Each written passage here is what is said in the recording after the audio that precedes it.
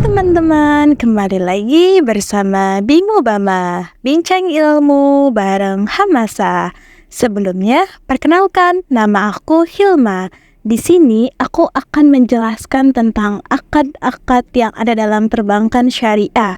Nah, pada kesempatan kali ini aku membahas tentang satu akad yang sangat-sangat penting dan itu sering digunakan di dalam transaksi keuangan syariah, yaitu akad mudharabah.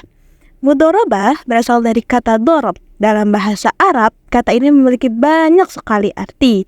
Nah, sementara secara terminologi, mudharabah adalah akad perjanjian antara kedua belah pihak, yang dimana salah satu dari keduanya memberi modal kepada yang lain supaya bisa dikembangkan, sedangkan keuntungannya itu dibagi dua sesuai dengan kesepakatan yang telah disepakati di awal perjanjian.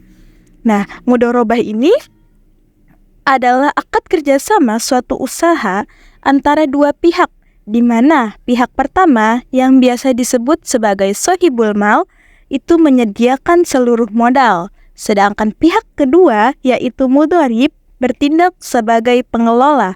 Nah, dana keuntungannya itu dibagi menjadi dua sesuai dengan akad yang telah disepakati di awal. Di sini ada macam-macam mudharabah, jenis-jenisnya ya.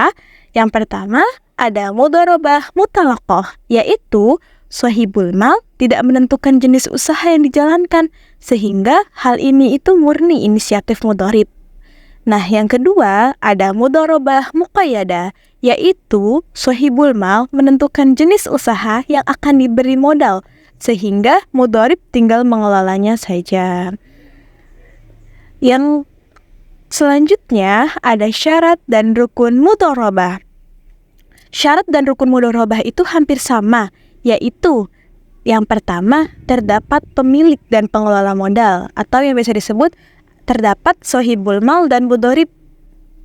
Nah, di sini tuh ada kriterianya untuk menjadi sohibul mal dan untuk menjadi mudharib. Yang pertama yaitu sudah dewasa, berusia di atas 18 tahun.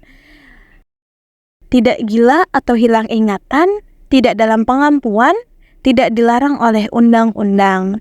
Nah, yang kedua itu ada sigot atau ijab qabul.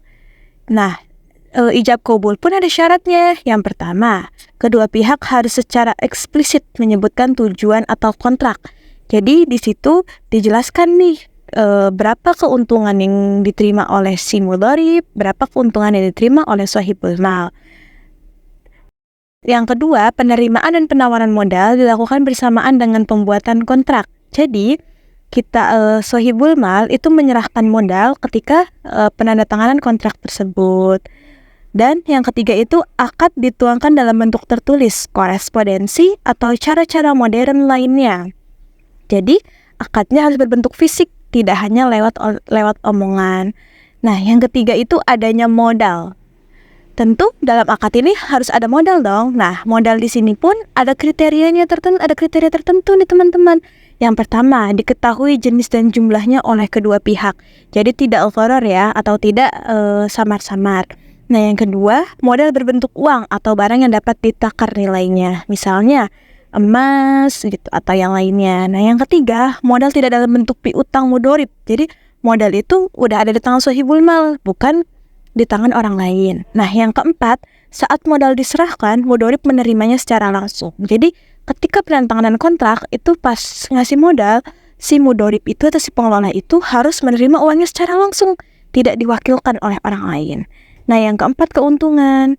Nah, di sini tuh keuntungannya tuh harus diperuntukkan untuk kedua belah pihak, teman-teman, serta jumlahnya harus diketahui saat akad. Jadi, tidak ada kesalahpahaman. Oke teman-teman, mungkin untuk saat ini hanya itu yang bisa aku bagikan. Sampai ketemu di lain waktu. Bye-bye.